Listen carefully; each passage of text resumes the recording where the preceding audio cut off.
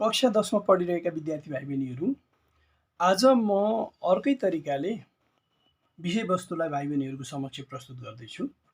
यो एउटा किताब छ जसलाई इन्जोय साइन्स र यो किताबमा हरेक च्याप्टरलाई प्रश्नोत्तरको रूपमा प्रस्तुत गरिएको छ। यसलाई म्यानुअल पनि भन्ने गर्छन्, तर यो फरक के हिसाबले छ भने यो प्रश्नोत्तर हरेक च्याप्टरको हुँदाहुँदै पनि यहाँ पछाडिपट्टि यहाँ अभ्यास दिइएको छ। हरेक च्याप्टरको पछाडिपट्टि अभ्यास दिइएको छ। अब यहाँ पनि भाइ बहिनीहरूले देख्न सक्छौ, यहाँ अभ्यास दिइएको छ। अब यो अभ्यासलाई चाहिँ म भाइ बहिनीहरूलाई प्रश्नोत्तरको रूपमा यो पाठको अन्तर्वस्तुलाई यो अभ्यासको उत्तर दिँदै हैन प्रश्नोत्तरको रूपमा चाहिँ अगाडि बढाउन चाहदैछु। त भाइ बहिनीहरूलाई यो साह्रै फ्रुटफुल होला भन्ने मलाई लागिरहेको छ। त यसलाई चाहिँ नि अब आज सुरु गरिहालौँ। जस्तै यो बल भन्ने पाठको सबैभन्दा पहिले कमा तल दिएको पदहरूलाई परिभाषित गर्नुहोस् भनियो। अब यो परिभाषित गर्ने पदहरू के त भन्दा यो च्याप्टरमा भएका यति नै परिभाषा भन्दा सायद बढी परिभाषा चाहिँ पाइँदैन। यो पढिसकेपछि सिद्धियो। यहाँबाट जे सोधे पनि यही हुन् परिभाषा चाहिँ। गुरुत्व बल, गुरुत्वाकर्षण अचार, पिण्ड, न्युटनको गुरुत्वाकर्षणको नियम, तौल, गुरुत्व प्रवेग, स्वतन्त्र खसाइ, हावाको अवरोध, तौल विहीनता।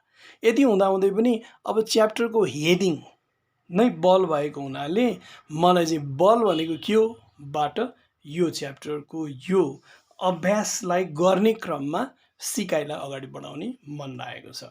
त भाइ बहिनीहरू, सबभन्दा पहिले यसैबाट सुरु गरौँ। बल भनेको के हो?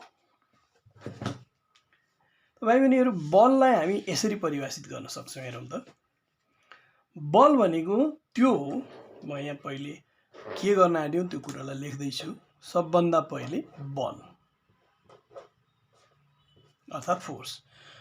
बल भनेको के हो भनेर कहीँ प्रश्न हुन्छ भने हामी यसो भन्न सक्छौँ। बल भनेको त्यो हो जसले वस्तुको चाल वा विश्रामको अवस्थालाई परिवर्तन गर्दछ वा गर्न खोज्दछ। हेरौँ, यहाँनिर गर्छ वा गर्न खोज्छ भनेर दुईटा कुरा गरिएको छ। यसले वस्तुको चालको दिशा, चालको मानका साथै वस्तुको आकार प्रकारमा समेत परिवर्तन ल्याउन सक्छ। घोकेर लेख्ने होइन, बुझेर लेख्ने हो। यहाँ भन्न खोजेको के, वस्तुको चाल वा विश्रामको अवस्थालाई परिवर्तन गर्दछ वा गर्न खोज्छ भन्नुको मतलब यो चिज विश्राम अवस्थामा छ, बल लगाएपछि यो चालमा आयो, अवस्था परिवर्तन भयो। यही चिज कुनै बेला चालमा छ भने रोक्यो, विश्राम अवस्थामा आयो। यसरी वस्तुको अवस्था, चाल वा विश्रामको अवस्था परिवर्तन गर्छ बलले भन्ने कुरो बुझियो हैन। तर गर्न खोज्दछ भन्नुको अर्थ चाहिँ के, गर्छ वा गर्न खोज्दछ? गर्न खोज्दछ भन्नुको अर्थ चाहिँ यस्तो पनि छ। हामीले यदि घरको भित्तालाई मरिमरि बल लगाएर धकेल्यौँ भने के त्यो भित्ता चल्छ? चल्दैन। बल त लागेकै हो नि त। त्यसैले यहाँ चाहिँ बलले परिवर्तन, वस्तुको अवस्था परिवर्तन गर्न खोजेको, विश्रामबाट चालमा ल्याउन खोजेको। त्यसै गरेर एउटा गाडी गुडिरहेको छ, मैले झ्याप्प पछाडि गएर झ्याप्पै समातेर यसलाई रोक्छु भनेर तान्दै तान्दै रोक्छु भनेर रोक्न खोज्यो भने के म रोक्न सक्छु त? सकिँदैन नि। भन्नुको त्यहाँ बल त लगाएको हो तर सकिएन। त्यसैले बल त्यो जसले वस्तुको चाल वा विश्रामको अवस्थालाई परिवर्तन गर्छ पनि वा गर्न खोज्न पनि सक्छ, तर गर्न नसकेको अवस्था पनि हुन सक्छ। यसले वस्तुको चालको दिशा, चालको मानका साथै वस्तुको आकार प्रकारमा समेत परिवर्तन गर्न सक्छ भन्यो नि। यहाँ हेर्नु, चालको दिशा परिवर्तन गर्न सक्नु भनेको यो मानिलिउँ, यो यता चलिरहेको छ, मैले यसो गर्ने अर्को दिशातिर गयो, चालको दिशा परिवर्तन भयो नि। के भएर भयो भन्दा मैले छोइदिएँ, बल लगाइदिएँ, चालको दिशा परिवर्तन भयो। चालको मानमा पनि परिवर्तन ल्याउँछ। जस्तै हुन्न, थोरै चालमा गुडिरहेको चिजलाई मैले धेरै बल लगाएँ, धेरै चाल उत्पन्न हुन्छ। यो थोरै चालले गुडिरहेको चिजलाई मैले धेरै बल लगाइदिएँ भन्नुको मतलब चालको मान, म्याग्निट्युड पनि परिवर्तन गर्न सक्छ। वस्तुको आकार प्रकार समेत परिवर्तन ल्याउन सक्छ। जस्तै यो एउटा इयर प्लग हो, कानमा चाहिँ नि हामी यसलाई राम्ररी राख्यौँ, ठुसेर राख्यौँ भनेदेखि हामी चाहिँ नि केही चिज एकदम नकारात्मक साउन्ड चाहिँ कानभित्र छिर्नबाट बच्न सक्छौँ। यसलाई मैले थिचिदिएँ भने हेर न, अघि कस्तो आकार थियो, अहिले कस्तो आकार भयो, चेप्टो भएन। यो केले भयो त भन्दा मैले बल लगाएँ नि त, बलले वस्तुको आकार प्रकारमा परिवर्तन समेत गर्न सक्छ। यसरी बुझ्नु पर्यो यो परिभाषालाई। त त बल भनेको के हो भनेर मैले अहिले भर्खर भाइ बहिनीहरूलाई बुझाएँ। त्यसपछि अघि किताबमा राखिएका सबै विषयवस्तु एकपछि अर्को म बुझाउँदै लान्छु है। अब दोस्रो कुरा गुरुत्व बल। सेकेन्ड, गुरुत्व बल भनेको के?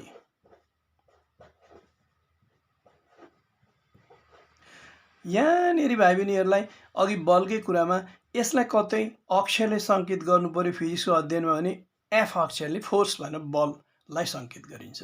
यसको एकाइ चाहिँ न्युटन हुन्छ, जसलाई छोटकरीमा सङ्केत गर्दा एन भनेर लेखिन्छ। गुरुत्व बल यो पनि बल नै हो, यसलाई पनि एफ अक्षरले सङ्केत गरिन्छ र यसको एकाइ पनि के हुन्छ त न्युटन नै हुन्छ। तर गुरुत्व बल भनेको के हो मैले बताइसकेको छुइनँ। हेरौँ त भाइ बहिनीहरू, कुनै आकाशीय पिण्डले, जस्तै भनौँ न मैले यसलाई बुझाउनुको लागि यो पृथ्वी वा कुनै आकाशीय पिण्ड, चन्द्रमा हुनसक्छ, मङ्गल ग्रह हुनसक्छ, यसले आफ्नो सतहमा रहेको वा सतहमा नजिक रहेको वस्तुलाई आफ्नो केन्द्रतिर तान्छ, जसले गर्दा यी वस्तुहरू सतहबाट छुटेर पर जान सक्दैन, सतह नजिकबाट छुटेर पर जान सक्दैन। पछि यो तान्ने बल चाहिँ के हो? यो आकाशीय पिण्डको गुरुत्व बल हो। कुनै आकाशीय पिण्डले आफ्नो सतह वा सतह नजिक रहेको कुनै पनि वस्तुलाई आफ्नो केन्द्रतिर तान्नलाई लगाउने बललाई त्यस आकाशीय पिण्डको गुरुत्व बल भनिन्छ। भनेपछि चन्द्रमामा पनि गुरुत्व बल छ, तान्छ, तर थोरै बलले तान्छ त्यही चिजलाई। पृथ्वीको गुरुत्व बल पनि छ, धेरै बलले तान्छ। एउटै चिजलाई चन्द्रमा लग्दा चन्द्रमाले थोरै बलले तान्छ भने पृथ्वीमा त्यसैलाई बढी बलले तान्छ। त यो गुरुत्व बलको यसरी परिभाषा हामी दिन सक्छौँ। त भाइ बहिनीहरू, अब म अर्को परिभाषातिर जाउँ है। गुरुत्वाकर्षण भनेको के?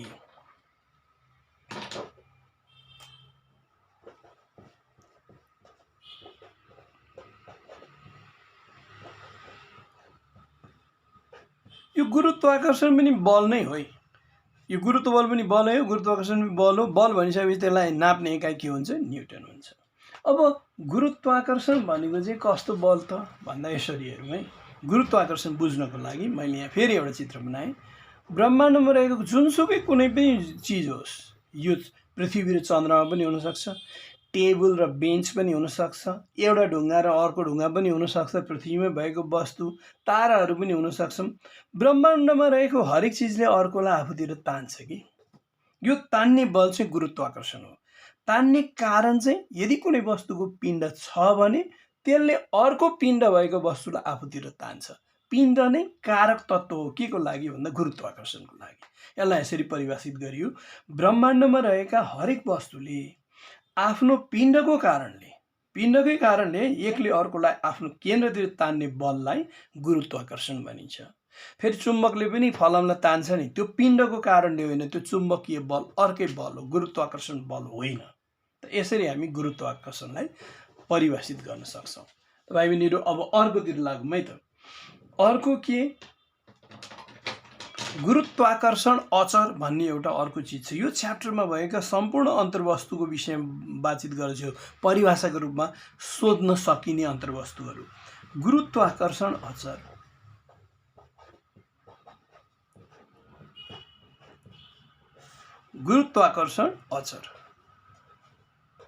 यसलाई अङ्ग्रेजीमा ग्रेभिटेसनल कन्स्ट्यान्ट भनिन्छ नि। यसको चाहिँ सङ्केत फेरि अचम्म छ नि, जी हो, क्यापिटल जी हो। अब स्मल जी पछि आउँछ। गुरुत्वाकर्षण अचर भनेको के भने नि, यदि कुनै एउटा एकाइ पिण्ड भएको वस्तु छ, अर्को पनि एकाइ पिण्ड भएको वस्तु। एकाइ पिण्ड भन्नाले हामीले एसआई सिस्टम अनुसार त किलोग्राम, 1 किलोग्रामलाई 1 एकाइ पिण्ड भन्छौँ। एकाइ पिण्ड भएका यी दुई वस्तुहरू 1-1 केजीको आपसमा 1 मिटरको दूरीमा राखिएको छ भने त ब्रह्माण्डमा रहेको कुनै पनि एउटा पिण्ड भएको वस्तुले अर्को पिण्ड भएको वस्तुलाई तान्छ भनेपछि यसले तान्छ, यसले तान्छ, यिनीहरूले एक अर्कालाई तान्छन्। यो तानातान गर्ने जुन फोर्स छ, त्यो फोर्सलाई चाहिँ हामी गुरुत्वाकर्षण अचर भन्छौँ। त यसलाई हामी यसरी परिभाषित गर्छौँ भाइ बहिनीहरू। हेरौँ त, गुरुत्वाकर्षण अचर ग्रेभिटेसनल कन्स्ट्यान्ट, एकाइ पिण्ड भएका र एकाइ दूरीमा रहेका, एकाइ पिण्ड भएको एकाइ दूरीमा रहेका वस्तुहरू बीचको गुरुत्वाकर्षणलाई नै गुरुत्वाकर्षण अचर भनिन्छ। अनि यसको मान कति हो 6.67 × 10⁻11 newton metre square by KG square हुन्छ। यो मान परीक्षामा सोध्ने पनि गरिन्छ। हामीले हिसाब गर्दाखेरि पनि यो मान आफैले राख्नुपर्ने पनि अवस्था आउँछ। त यो मान कसरी आयो यसको पछाडिको कथा चाहिँ हामी अरू बढी चाहिँ नि 11-12 तिर पढ्छौँ। तर यो एकाइ पिण्ड भएका दुई वस्तुहरू एकाइ दूरीमा छन् भने एक अर्कोलाई तान्ने जुन बल छ त्यसलाई हामी गुरुत्वाकर्षण अचर नाम दिइरहेका छौँ। त यो जानिसकेपछि अब हामी फेरि अर्को परिभाषातिर लाग्दैछौँ है। अर्को परिभाषा यो पाठमा पिण्डको परिभाषा पनि जान्नु आवश्यक छ। पिण्ड भनेको इङ्ग्लिसमा हामी मास भन्छौँ। यसलाई स्मल एम अक्षरले जनाइन्छ र यसको एसआई सिस्टम अनुसारको एकाइ चाहिँ के हो किलोग्राम हो। पिण्डलाई कसरी परिभाषित गर्ने ल हेर, वस्तुमा रहेको पदार्थको परिमाणलाई त्यस वस्तुको पिण्ड भनिन्छ। सुन्न त कति सजिलै छ नि। जस्तै भनौँ न हामीले एउटा तुलना गर्न सक्छौँ नि, यो पनि कागजको टुक्रा, यो पनि कागजको टुक्रा। अब पक्कै पनि यसमा कागजको परिमाण कम छ, यसमा त्यही कागजको परिमाण यसमा बढी छ, यसमा पिण्ड बढी छ, यसमा कम छ। तर फेरि यसरी कागज तुलना गर्दा पो आकार ठुलो हुने साथ यो पिण्ड बढी छ भन्न सक्छौँ। तर यो कागजलाई यही ठुलो टुक्रा भए पनि मैले यसलाई किलासँग चाहिँ तुलना गरेँ भने फेरि यसको भन्दा यसको पिण्ड बढी हुनसक्छ नि। यसको कारण चाहिँ के भने यसभित्र फलामका परमाणुहरू आपसमा धेरै खाँदिएर बसेका छन्, जबकि कागजका अणुहरू आपसमा त्यति धेरै खाँदिएर बसेको हुँदैनन्। त्यसैले यसलाई नाप्यो भने यो 1 ग्राम पनि नहुनसक्छ, यो 5 ग्राम हुनसक्छ होइन। पिण्ड यसको बढी हुनसक्छ, पिण्ड यसको कम हुनसक्छ। आकारको कुरा होइन, पदार्थको परिमाण कति छ। कुनै ठाउँमा खाँदिएर बसेका हुन्छन् पदार्थका परमाणु वा अणुहरू, कुनै ठाउँमा खाँदिएर बसेका हुँदैन, अलि टाढा हुन्छन्। त्यसैले हामीले त्यसलाई नापेर मात्र पत्ता लगाउन सक्छौँ। हामी नाप्नको लागि बीम तराजु पनि प्रयोग गर्छौँ पिण्ड नाप्नलाई। ल यो कुरालाई सिध्याएँ मैले। अब अर्कोतिर लागौँ त। अर्को के भन्दा न्युटनको गुरुत्वाकर्षणको नियम। न्युटनको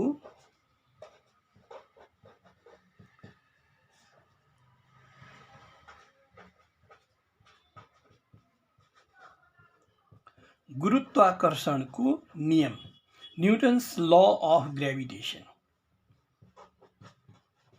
भाइ बहिनीहरू यहाँ मैले परिभाषा भनेको छु, तर परिभाषाको साथसाथै नियम पनि आएको छ। छोटकरीमा सोध्न सकिने 1 मार्क्स क्वेसनमा यी कुराहरू आउन सक्छन्। यो च्याप्टरमा भएको सबै म बताउँदैछु। त यसलाई यसरी बुझौँ है, न्युटनको गुरुत्वाकर्षणको नियमलाई कसरी बुझ्ने भने नि, यो कुनै एउटा वस्तु अर्को यो वस्तु, यसको पिण्ड m1, यसको पिण्ड m2 हैन। अनि यो m1 र m2 बीचको आकर्षण बल हुन्छ, त्यो बललाई हामीले फोर्स भन्छौँ हैन, त्यो गुरुत्वाकर्षण बल भन्छौँ।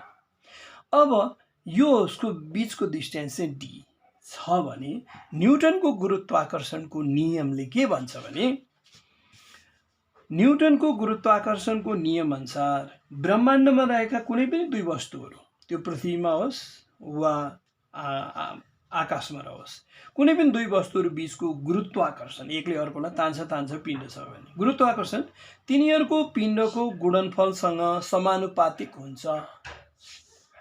तिनीहरूको पिण्डको गुणनफलसँग समानुपातिक हुन्छ भनेको गुरुत्वाकर्षण बल समानुपातिक, यो डाइरेक्टली प्रोपोर्सनल भन्छ, directly proportional to the product of their masses.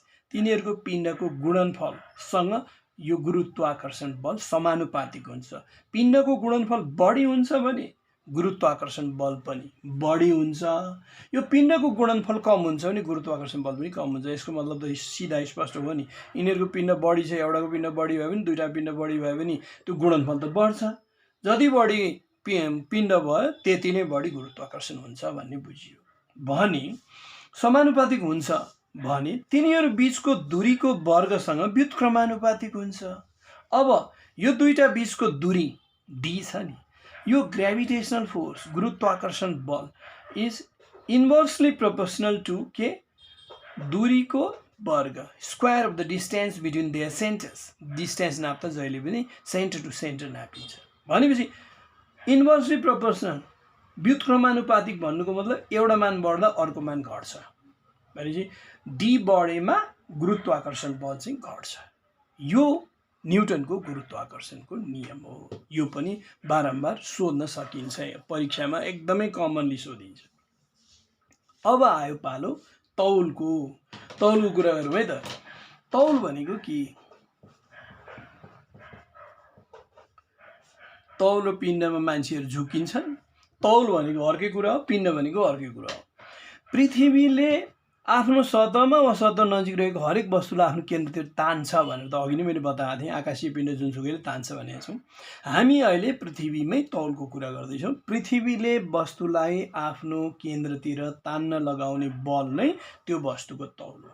यसको मतलब यो मार्कर पेन, यो साइन पेनलाई जति बलले तान्छ, यो यसलाई तान्न लगाउने बल मार्करको, यो साइन पेनको तौल हो भने यो सेलोटेप यसलाई तान्न लगाउने बल चाहिँ यसको तौल हो। अनि तिमी हामीलाई कति बलले तान्छ त कि यति, यसलाई तान्ने बल र हामीलाई तान्ने बल उति नै छैन। हामीलाई तान्नलाई त धेरै बल लगाउँछ नि त। त्यसैले कुनै पनि वस्तुलाई पृथ्वीले आफ्नो केन्द्रतिर तान्छ, कुनै वस्तुलाई थोरै बलले तान्छ। थोरै पिण्ड भएको वस्तुलाई थोरै बलले तान्छ, धेरै पिण्ड भएको वस्तुलाई धेरै बलले तान्छ र केन्द्रतिर तान्न लगाउने बल नै त्यो वस्तुको तौल हो। अब तौल भन्ने साथ कि त यसलाई डब्लु वेट भनेर सङ्केत गरिन्छ, अथवा यसलाई तौल पनि त बल हो नि त, एफ अक्षरले सङ्केत गरिन्छ। र यसको एकाइ के हुन्छ त भन्दा न्युटन नै हुन्छ, किनभने बलको एकाइ त न्युटन हो। तौललाई यसरी परिभाषित गरिन्छ। तपाईँ बहिनीहरू, अब हामी गुरुत्व प्रवेगको कुरा गर्दैछौँ। गुरुत्व प्रवेग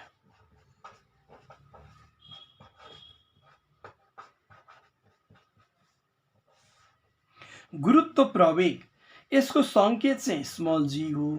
यसको एकाइ मिटर प्रति वर्ग सेकेन्ड अथवा मिटर पर सेकेन्ड स्क्वायर भनिन्छ। यो भनेको के हो भने गुरुत्व प्रवेग, गुरुत्व बलले गर्दा भनेको तान्ने बल, जस्तै पृथ्वीको गुरुत्व बलले गर्दा अथवा आकाशीय पिण्डको लागि आकाशीय पिण्डको गुरुत्व बलले गर्दा, गुरुत्व बलले गर्दा बिना अवरोध स्वतन्त्र रूपले खसिरहेको वस्तुमा उत्पन्न हुने प्रवेगलाई गुरुत्व प्रवेग भनिन्छ। पृथ्वीमा माथिबाट कुनै चिज झार्यो भनेदेखि त्यो त सर्र खस्छ नि, हावाको पनि अवरोध नभएको ठाउँमा।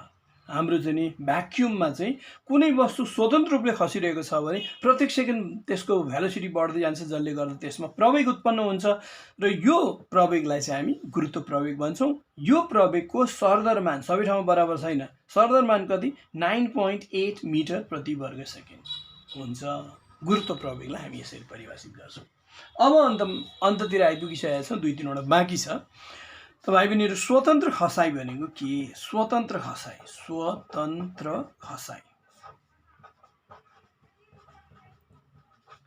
यसलाई हामी फ्री फल भन्छौँ। अब फ्री फल भनेको के हो? यो त फिजिकल क्वान्टिटी त होइन, भौतिक परिमाण त होइन। कुनै पनि बाह्य अवरोध बिना स्वतन्त्र रूपले खसिरहेको वस्तुको चाललाई स्वतन्त्र खसाइ भनिन्छ। भन्नुको मतलब बाह्य अवरोध हुँदै नभएको बेलामा मात्र है स्वतन्त्र खसाइ भनेपछि हावै नभएको ठाउँमा भ्याक्युममा खसिरहेको वस्तुलाई मात्र हामी फ्री फल भन्न सक्छौँ है। त यसरी फ्री फललाई हामी परिभाषित गर्न सक्छौँ। त्यसो हो भने अब बाँकी रह्यो के? हावाको अवरोध भन्ने अर्को चिज पनि छ है। हामी हावाको अवरोधको पनि कुरा गरौँ। हावाको अवरोध यो त्यति सोध्ने गरिएको छैन। मैले चाहिँ सम्भावित सबै पोइन्ट्सहरूलाई डिफाइन गर्न खोजेको हुँ। यदि जानिसकेपछि अरू केही जान्न आवश्यक जस्तो लाग्दैन। हावाको अवरोध, एयर रेसिस्टेन्स, हावाले वस्तुको चाललाई अवरोध गर्ने बललाई हावाको अवरोध भनिन्छ। भन्नु मतलब कुनै पनि वस्तु हावामा चालमा आयो कि त हावाले त्यसको चाललाई घटाउनु खोज्छ, चाहे तल झरिरहेको होस् चाहे तेर्सो गइरहेको होस्। हावाले वस्तुको चाललाई अवरोध गर्नलाई जुन बल लगाउँछ त्यो फोर्सलाई हावाको अवरोध भनिन्छ। जस्तै अब पातलाई माथिबाट खसाइयो, कागजलाई माथिबाट खसाइयो भने त त्यो ढुङ्गा जस्तो खस्न सक्दैन, त्यो हावाको अवरोधले गर्दा हो। अब हामी अन्तिमतिर छौँ, अन्तिममा छौँ। तौलविहीनता भनेको के? तौलविहीनता मैले धेरै परिभाषा यहाँ अटाएको हुनाले गर्दा छिटो बोल्नु परिरहेको पनि हो। तौलविहीनता भनेको के भन्दा स्वतन्त्र खसाइमा, अघि मैले भने नि शून्यमा कुनै चिज खसिरहेको छ भने त्यो स्वतन्त्र खसाइ हो।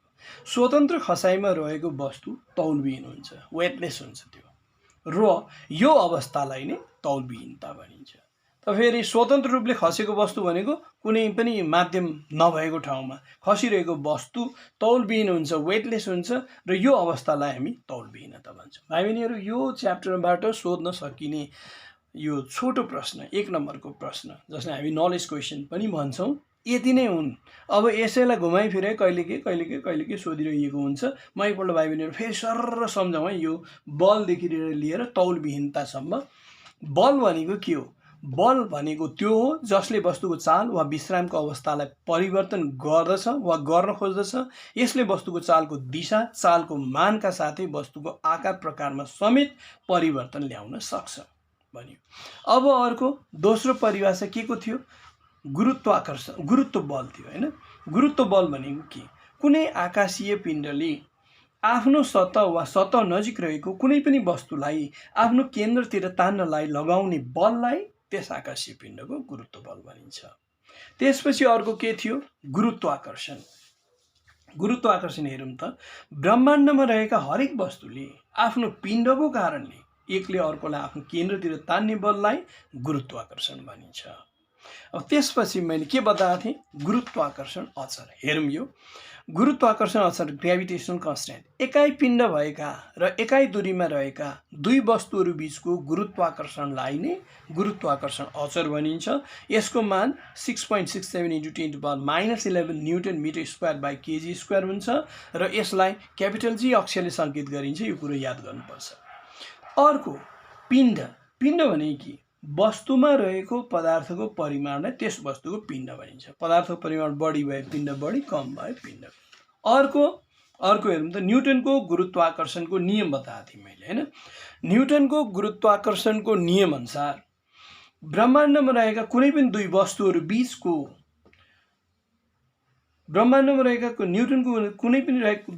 बीचको